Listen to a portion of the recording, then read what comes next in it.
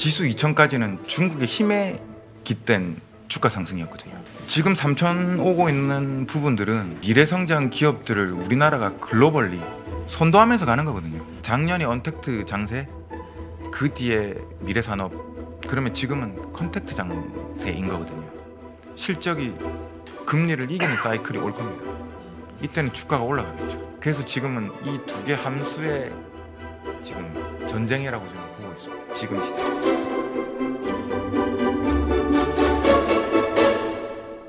네, 경제의 신과 함께 169번째 시간 2부 바로 시작하도록 하겠습니다. 저희가 169번째 시간에는 정성한 센터장님, 신한자산운용에 계시는 우리 정성한 센터장님과 함께 이야기 나누고 있고요.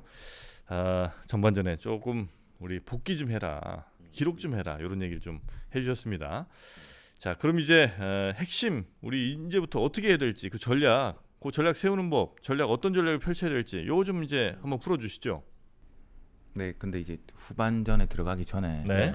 복귀에 대해서 또 추가적으로 전반 연장전을 좀 해도 아니 되겠습니까? 프로는 복귀하고 아마추어 바둑 하는 사람들은 한 번 더 주자야 되니까 네. 우리 프로 돼야 되니까 우리 프로잖아 3%. 알겠습니다. 네. 예. 그래서 이제 제가 이제 되게 많이 보는 차트가 지금도 네. 계속 반성을 하고 있는데 아마존 워낙 잘 아시잖아요. 지금 이제 1.6조 달러에 아마존. 네, 3,100불의 주가. 야. 근데 아마존이 이제 96년도에 상장을 하고 예. 99년도 12월 달에 106불까지 상승을 합니다. 음. 근데 한 60배 정도 올랐는데 실제 그 사이에 액분을 3번 하거든요. 예. 실제 60배보다 훨씬 많이 오른 주가입니다. 음. 근데 문제는 이제 IT 버블이 터지고 나서 6불이 깨지거든요. 100불이었던 게 2001년도에 6불이 깨진다고요? 94%가 하락을 합니다. 끔찍하잖아요. 106불에 사신 그때 분들은 닷컴 기업들은 잡코인이야? 다 그랬어 다. 야, 끔찍하죠. 잡코인. 네. 94%가 빠졌어요. 잡코인들 그렇게 많이 네. 터져 있지. 그렇죠. 근데 그렇죠. 이제 제가 이제 그 뒤에 투자 밸런스를 말씀드리기 전에 예. 이제 연관되는 내용일 수도 있는데 106불에 사셨는데 근데 만약에 그분이 그때 너무 고통스러웠지만 20년을 들고 계셨으면 3,100불입니다.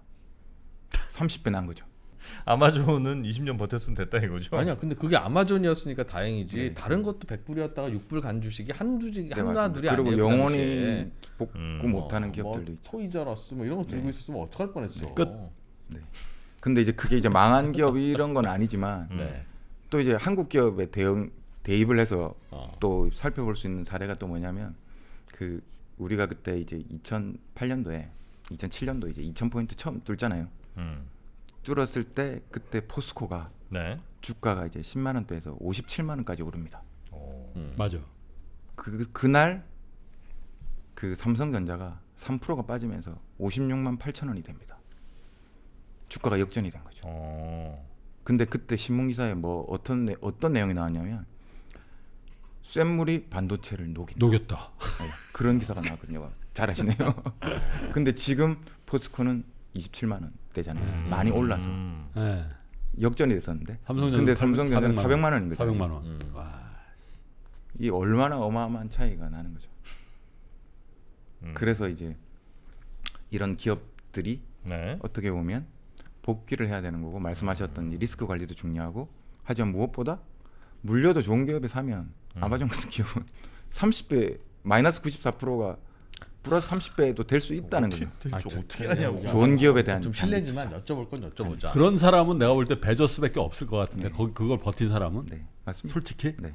그 쇳물이 반도체를 녹였을 네. 때 아니야 반도체가 더 오를 거야 라고 하는 판단은 돌이켜보면 뭘 근거로 했어야 되는 건가요? 포인트가 아마존도 하나 또 여쭤볼 건데 6불이 됐는데도 쥐고 있으려면 뭔가 믿는 구석이 있어야 될 거 아니겠어요? 다른 거로는 얘네는 달라.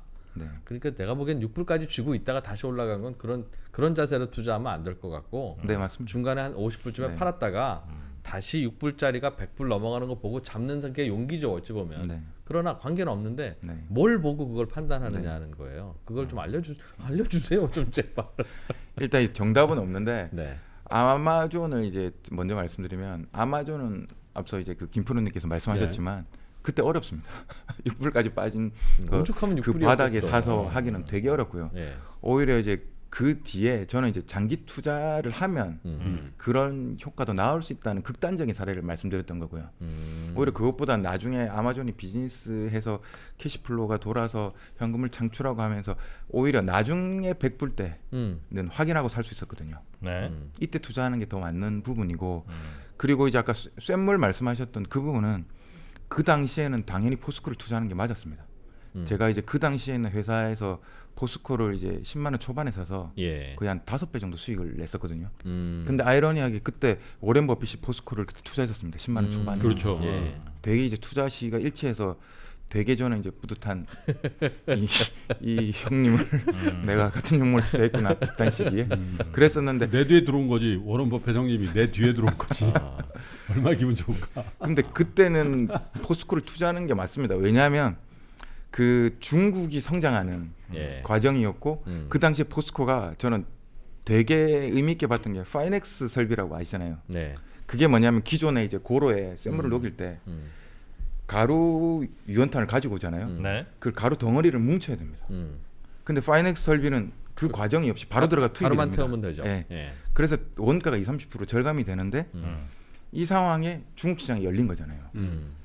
근데 이제 그 구간에는 당연히 포스코를 투자하는 게 그 시대의 패러다임이 맞는 거고요. 예. 근데 그 뒤를 봤을 때 저는 이번에 복귀할 때 똑같이 그 내용으로 복귀를 한 겁니다. 네. 왜냐하면 지수 2000까지는 중국의 힘에 깃댄 주가 상승이었거든요. 그러면 3,000을 볼 수가 없습니다. 중국이 영원히 GDP가 상승하지도 않을 뿐더러 한국 기업이랑 동반 성장할이라는 보장이 없습니다. 그러니까 지들도 제철소 만들 거라는 거죠, 네, 중국이. 네, 그건 당연한 거였잖아요. 실제 그랬었고. 예.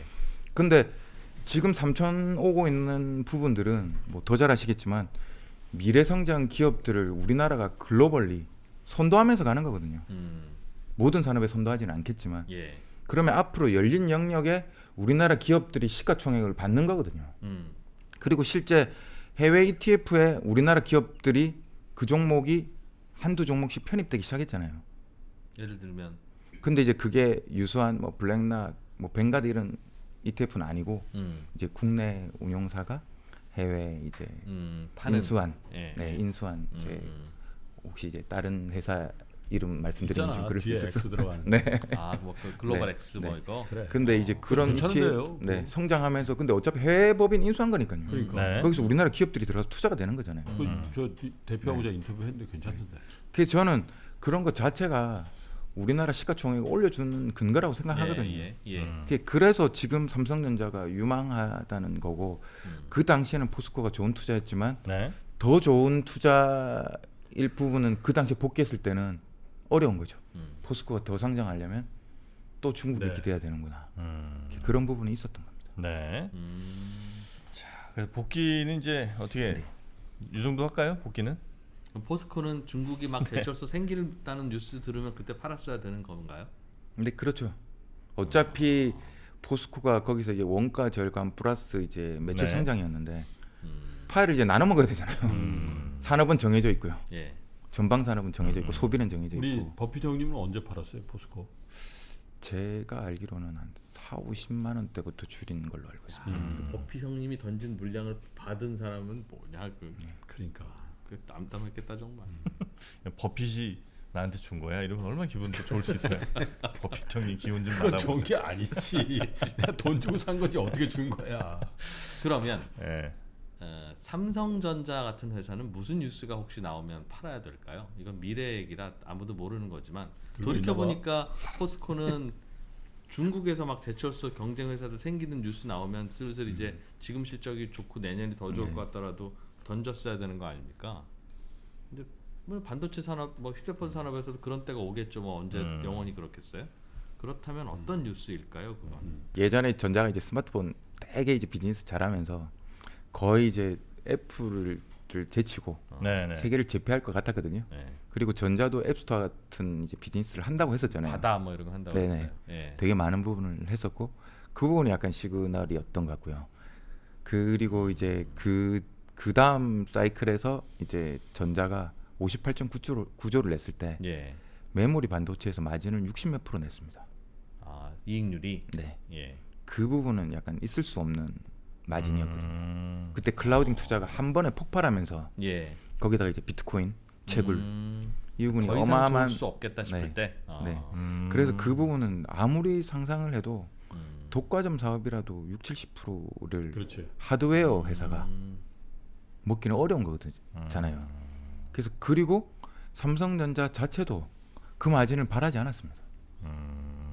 삼성전자는 예전에도 50% 마진이 나올 때 예. 우리는 반도체 비즈니스를 30% 마진만 안정적으로 냈으면 좋겠다는 목표가 있었거든요. 예. 그것보다는 비메모리나 다른 사업부를 이 안정된 자산으로 캐시카워 가지고 투자하겠다는 이제 네. 전략이 더 컸었던 거죠. 그래서 너무 과도한 마진. 그리고 근데 시장은 아시겠지만 그 당시에 계속 마진 60% 갈 것처럼 얘기했습니다. 이게 시장 기대치가 너무 높았던 거죠. 그때가 8시그널. 네. 근데 그때 안 팔았으면 지금 돈 벌었잖아요.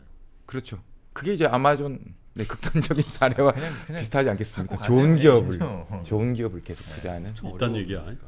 어려워. 현재 보유하고 있단 얘기야. 자, 그러면 이제 우리 개인 투자자들 빨리 전략이 지금 급합니다. 네, 네. 마음이 급해요. 네. 네, 빨리 알려주세요. 무엇부터 공부해야 될지, 어떤 자료와 정보를 봐야 되는지 아직도 헷갈리시나요?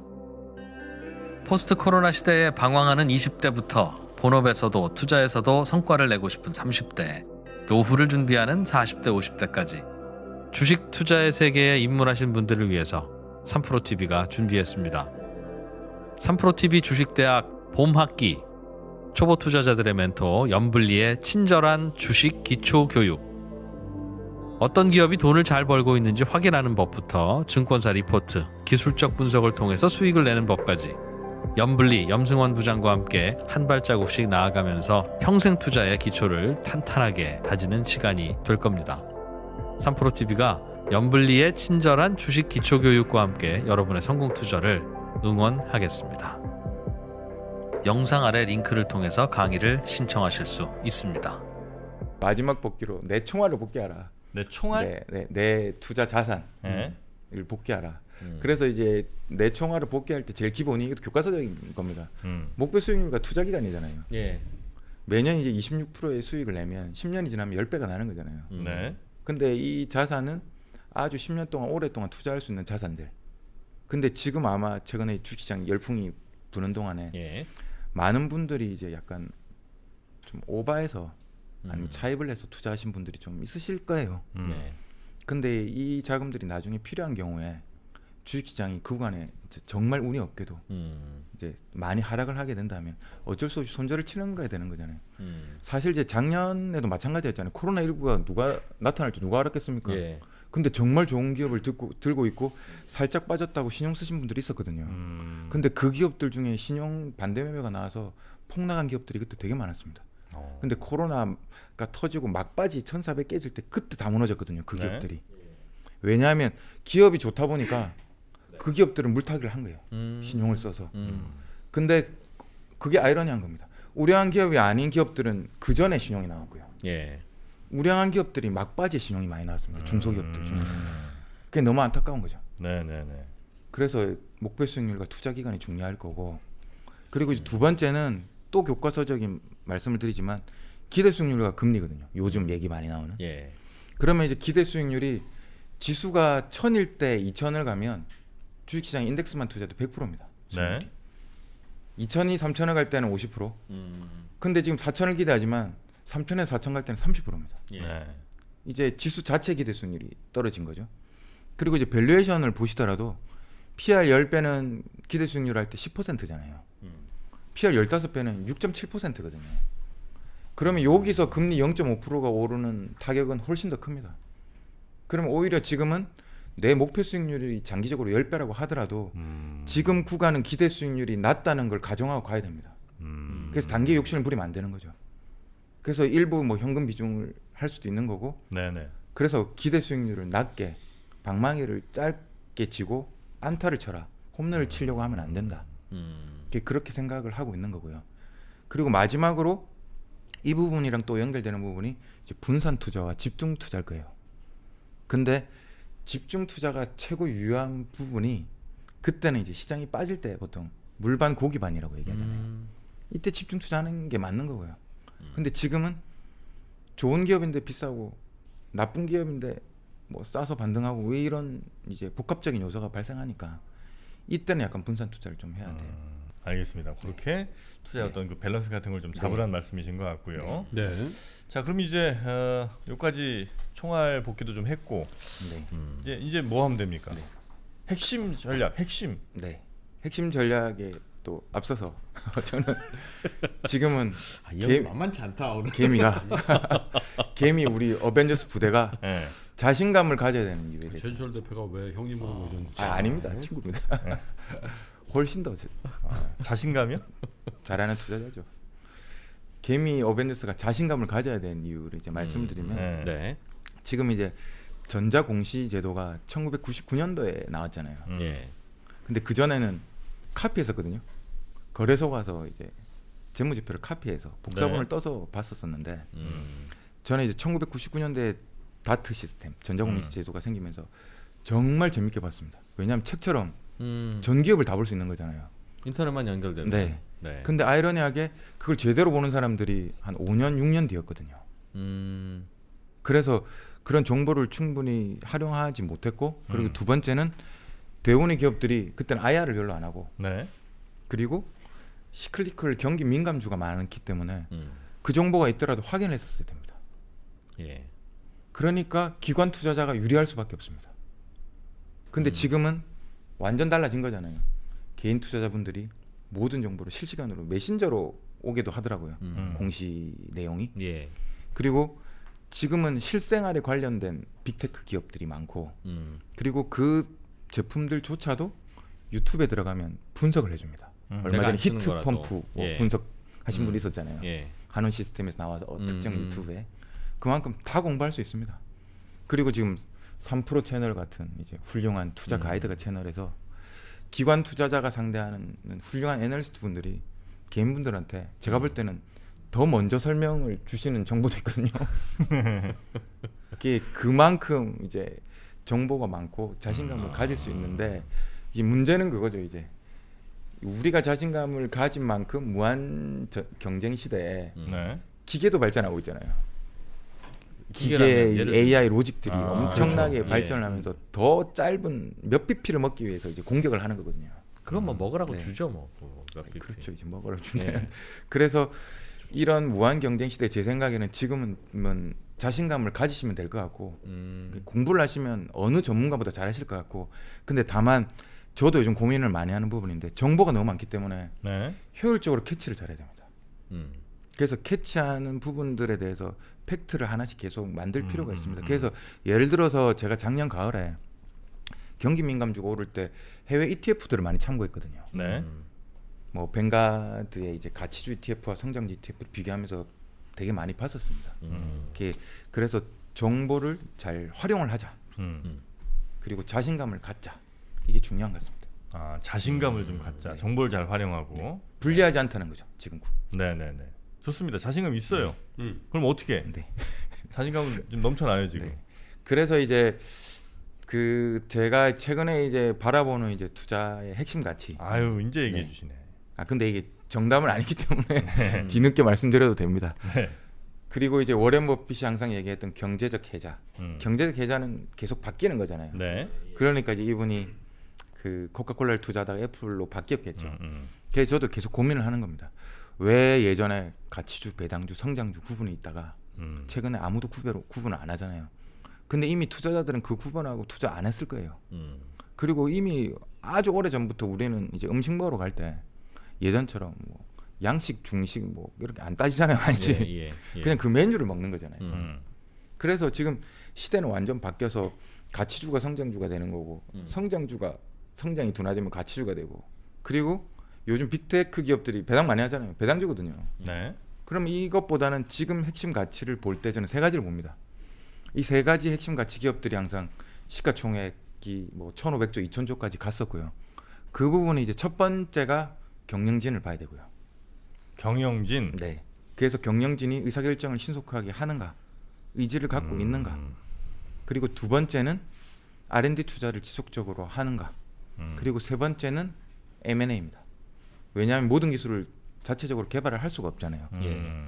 그래 첫 번째 이제 경영진 부분은 의사결정 측면에서 네. 지금 뭐 실제로 그렇잖아요. 얼마 전에 제프 베조스가 빠지고 앤디 제시한테 이제 CEO로 물려줬는데 예.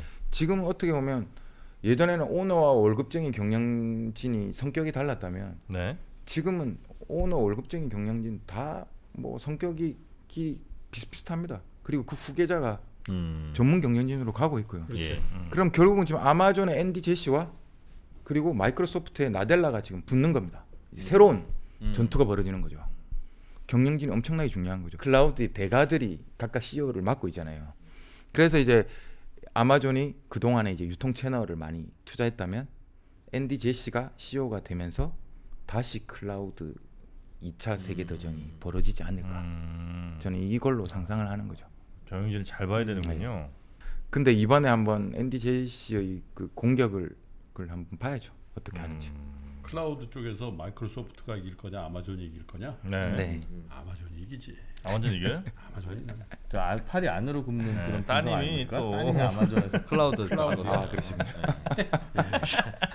한 입을 못 하잖아.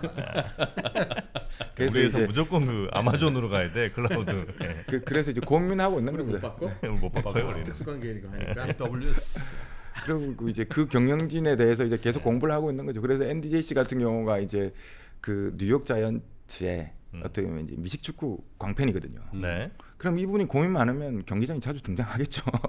음. 그리고 나델라 같은 경우는 고민이 많을 때 뭐 인도 출신이니까 시를 되게 많이 읽는데요. 인도의 시. 네. 인도. 그러면 시를 많이 읽고 시에 대해 얘기를 할 겁니다. 그래서 이제 이런 것까지 그런 거 보고 봐야 되는구나. 뭐 이렇게 생각하고 진짜 있습니다. 좋은 요령. 그냥 제 상상력입니다. 네, 왜냐하면 네, 이번에는 앤디 제시를 봐야 되거든요. 2차 클라우드 대전을 봐야 됩니다. 이제. 랜디 제시. 네. 네. 그래서 이제 경영진을 말씀드렸고요. 네. 그리고 이제 두 번째는 이제 R&D 투자.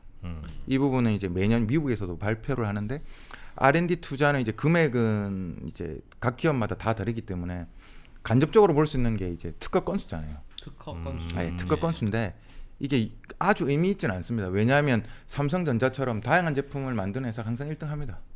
네. 그런데 추세가 중요한 거잖아요. 추세가 한국 기업들이 이제 빠르게 올라가고 있고 특허 건수가 그리고 반면에 일본 기업들이 계속 하락합니다.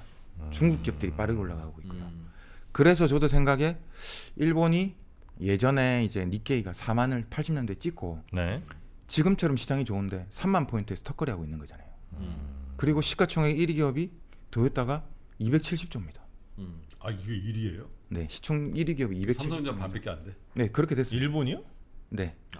그래요? 근데 일본 주식시장 전체 시총은 거의 한 7천조 되는 거잖아요. 근데 지금 30년 만에 최고치잖아 지금. 근데 이제 그만큼 시총이 다 짜잘짜잘한 회사 줄어들었다가 그런 거죠.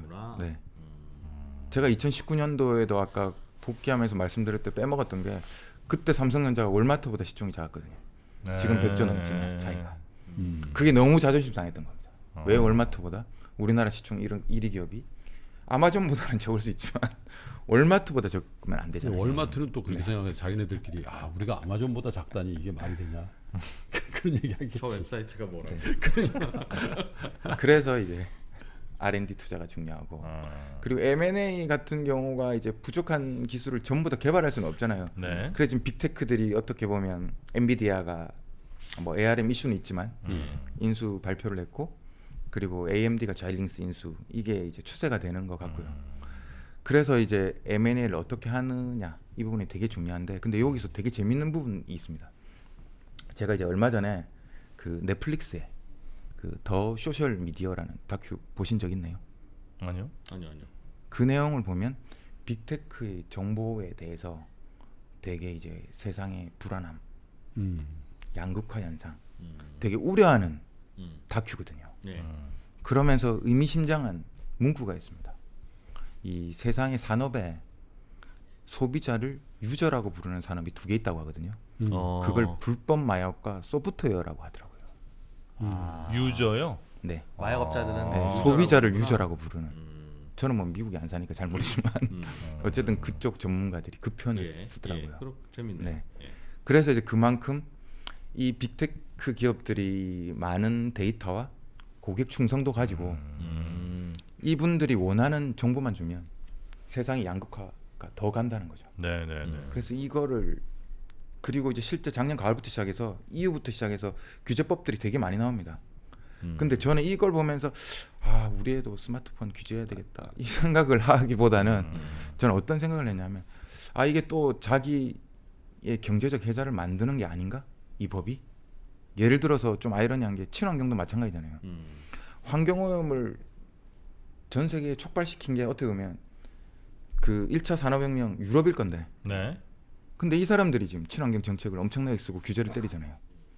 근데 지금 데이터도 빅테크 기업들이 다 자기가 독점을 갖고 이 상황에서 규제를 때리면 그 뒤 후발주자들은 이 영역으로 못 들어올 수도 있겠구나.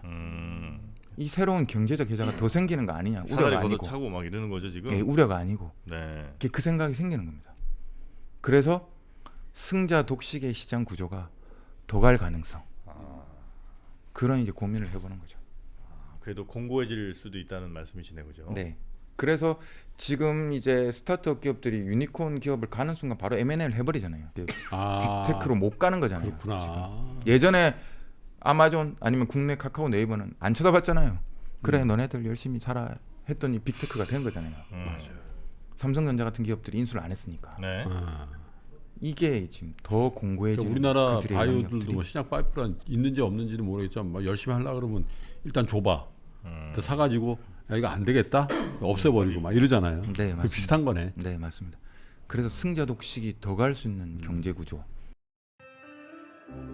매달 월급처럼 따박따박 배당을 받는 ETF, 그리고 1년 사이에 10배가 오른 테슬라, 미국 시장에 상장을 준비하는 쿠팡까지.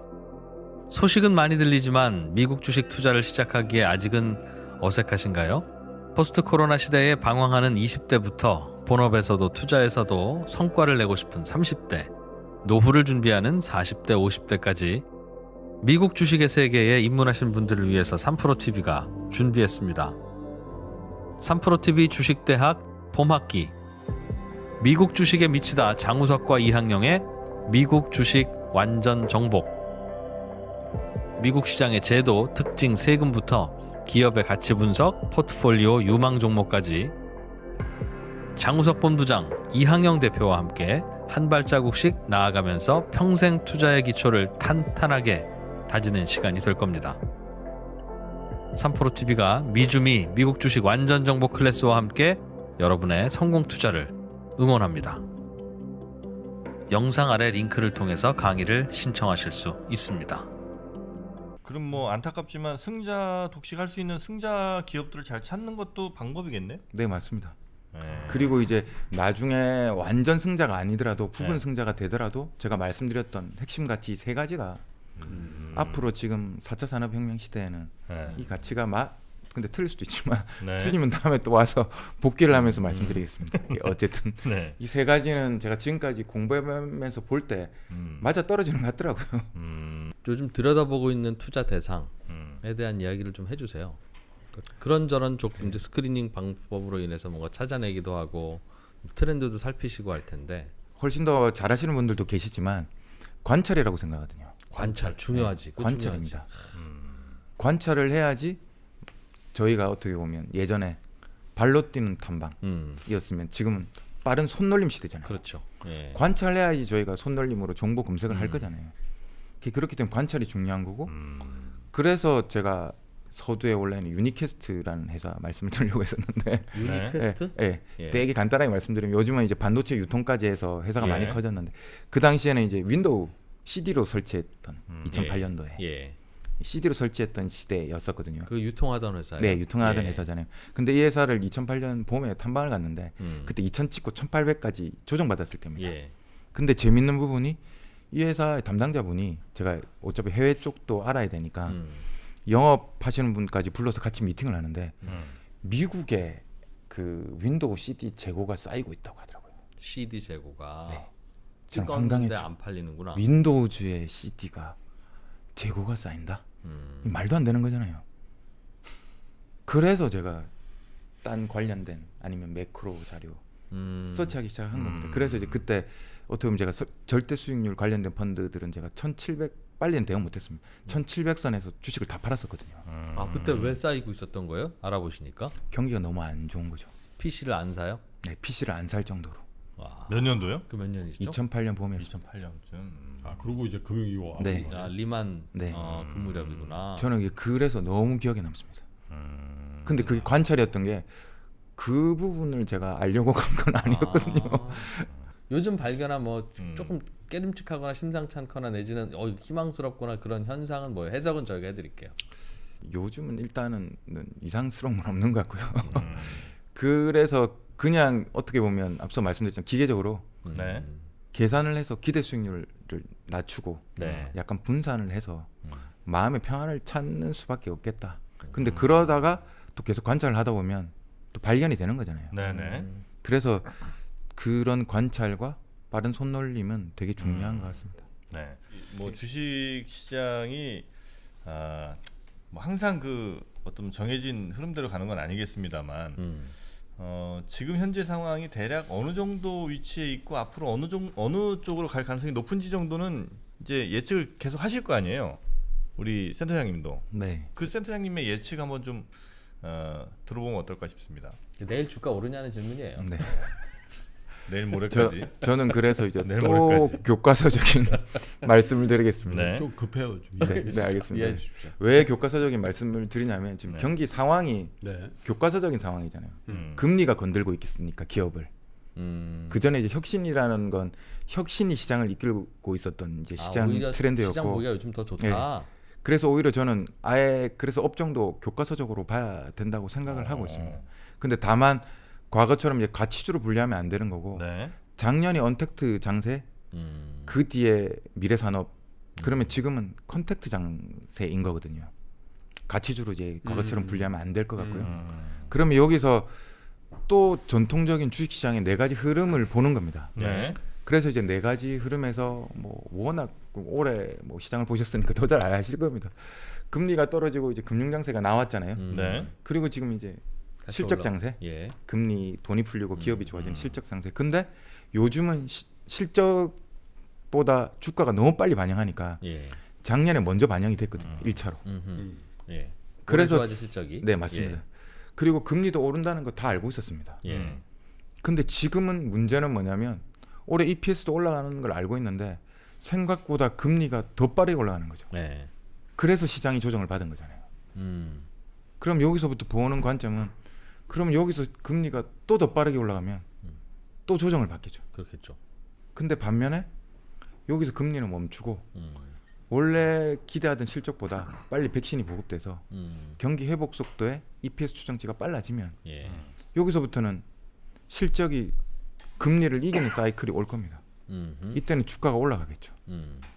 그래서 지금은 이 두 개 함수의 지금 전쟁이라고 저는 보고 있습니다. 지금 시장은. 그러니까 근데- 왼쪽 눈으로는 금리를 보고 오른쪽 눈으로는 기업들의 실적 변화를 봐라. 네. 그래서 대개 기업 실적 변화를 자주 체크해야 됩니다. 예전 연초에 나왔던 추정치 보면 안 됩니다. 그리고 이 추정치와 주가를 비교해야 됩니다. 그래서 실제 1월 달에 주가 흐름에서 올해 실적 그 추정치가 대부분 컨택트 기업들이 좋았는데 네. 그래서 당연히 자동차 에너지도 좋았잖아요. 예. 근데 자동차 에너지만 주가 많이 올랐거든요. 1월 달에. 음흠. 근데 지금 금리를 맞으니까 이 기업들이 2월에 빠지고 이 밑에 있던 안 올랐던 이제 경기 민감 이제 컨택트 주식들이 실적 추정치가 좋아지면서 올라갑니다. 요즘 네, 그러면서 두 개 지금 주식 주가 수익률이 연초로 만나거나 이쪽이 역전되고 있습니다. 네. 이쪽 기업들의 실적 추정치가 더 빠르게 상향된다는 거죠 지금. 뒤쪽으로 따라오고 있는 그 기업들 업종은 예를 들면 어떤 거죠? 대표적으로 이제 소비재 경기 민감 업종인 거죠. 대표적인 컨택트 종목들. 그래서 이 기업들이 어떻게 보면 지금 성장 중 거죠. 그러네요. 근데 장기적으로 보면 옛날에 포스코일 수도 있습니다. 컨택트가 영원한 테마는 될 수가 없잖아요. 반짝 좋은 걸수 네, 있다. 예전에 중국 경기 그 기대감으로 포스코 오른 것처럼 네. 지금 소비 회복 기대감으로 오른 게 컨택트 주식이니까 그때의 포스코일 수 있는 거죠. 근데 다만 이제 제가 생각하는 건 시장의 우려라는 게 네. 여기서 역금융 장세로 간 다음에 역금융 장세. 네, 그건 경기가 너무 좋아서 금리를 올린 예, 경우 예, 예. 그리고 나서 실적이 부러지면 음. 주가가 흘러내리다가 마지막 실적 부를 때 폭락하는 그 장이잖아요. 네. 근데 그까지는 안 온 부분이 일단 제일 무서운 금리가 장기 금리는 건드렸는데 저는 잘 모르지만 단기 금리는 영향이 없으면 지금 대부분 자금들이 단기 금리로 많이 움직이고 있기 때문에 이 부분은 아직까지는 시장에 큰 리스크는 작용하고 있지 않다. 근데 다만 앞서 말씀드린 것처럼 if 조건이 너무 많이 붙은 거예요. if 조건이. 그러면 조심해야 되는 거죠, 시장. 네네네. 네. 아, 그러니까 일반적으로 주식시장이 뭐 금융장세에서 실적장세 갔다가 역금융장세 갔다가 역실적장세 이렇게 갑니까? 네, 그게 이제 전통적인 교과서적인 표현입니다. 네. 우리나라도 이렇게 왔어요 지금 코스피도? 이제 과거에 이제 그렇게 왔었고요. 아 그래요? 근데 이제 앞서 말씀드렸던 2011년부터 다른 이유는 이제 미래 성장 기업을 갖고 있는 기업들을 국가와 그 기업들이 시총이 올라가는 거죠. 네, 일본이 네, 못 올랐던 게 네. 과거의 경제 구도를 갖고 있는 거기 때문에 네. 알겠습니다. 지금 현재 상황 뭐 이 정도까지 진단해 주셨으니까 뭐 실제 투자를 뭐 결정하시고 아니면 뭐 내가 빼야 되겠다 결정하시는 건 이제 여러분들이 하실 일입니다만 여러분 항상 내 뒤를 한번 돌아다 보시면서 관찰이 중요하다. 네. 관찰 일지도 쓰셔야죠. 관찰 일지도 아, 그거 쓰고 중요하네 그거. 네, 그것도 차라리 돌아- 그게 바뀌었어. 네. 나 무슨 주식을 샀는데 네. 뭐 이렇게 난 또 잘못했구나 이런 반성문을 쓰면 너무 마음이 아플 것 같아요. 차라리 그게- 뭘 그것도 관찰을 좋을 것 했는데 네. 이건 이렇게 될 것 같다는 그 상상을 하는 반성문 마음 편하지. 1, 관찰 일지 3 뭐 이 정도 비율로 하면 될 것 같습니다. 매번 잘못했어 보면. 네. 관찰 일지 오늘 또 꼭 쓰세요. 네. 관찰 일지를 저는 쓰겠습니다. 네. 지금 장에 제일 중요한 부분이 네. 그냥 제일 중요한 게 항상 심리 얘기 많이 하잖아요. 예. 멘탈 관리 많이 하시면 좋을 것 같고요. 아, 멘탈 조금만 관리. 구체적으로 어떻게 할까요? 앞서 말씀드린 앤디 제시와 나델라처럼 자기가 제일 좋아하는 취미생활, 취미를 해라 차라리 취미생활을 하시고 등산을 가든 탁구를 네. 치든. 그리고 마음의 여유를 가지시고 그리고 내 투자 비중의 여유를 갖기 위해서는 네. 사실 현금도 투자 전략이잖아요. 그렇기 때문에 현금이라는 자산 배분도 일부 고려하시는 게 되게 이제 마음이 편안할 것 같습니다. 네. 예. 그 말씀 잘 저희가 귀담아 들으면서 또 성공 투자 한번 해보겠습니다. 네, 오늘 함께 해주신 신한 자산운용이죠? 그렇죠. 네, 신한 자산운용의 원래 신한 BNP 자산운용인데 아. BNP를 내보냈죠. 파리바는 BNP가 파리바야. 아 그래요? 신한 자산운용 우리 정성환 센터장님 다음 시간에 또 뵙겠습니다. 고맙습니다. 고맙습니다. 네, 감사합니다.